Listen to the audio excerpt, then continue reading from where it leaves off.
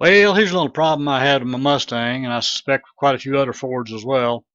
Hop in the car, start the engine, turn on the AC or the heater, hit the fan on. You can hear the fan running, but no air's coming out of any of the vents. Turns out that Ford uses engine vacuum to set the dampers that determine where the air will be going when you flip your selection switch.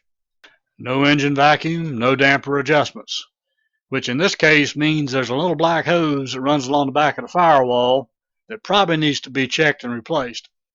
This little vacuum hose runs from the vicinity of where the air conditioning goes into the vehicle from the under the hood to over near the power brakes. There's a little header module that's right at the corner underneath the hood in the very far upper corner next to the driver area.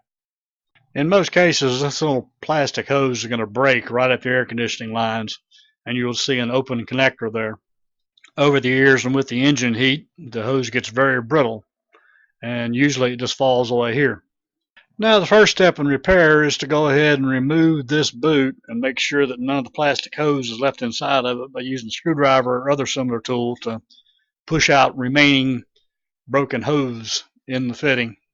Now it's time to go to your favorite auto parts store and pick up a little bit of this 1/8" hose for your vehicle.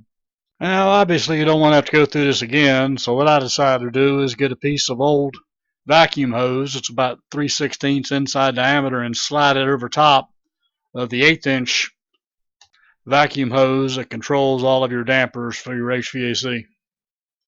This will effectively function as an insulator and should let your new plastic hose last a whole lot longer.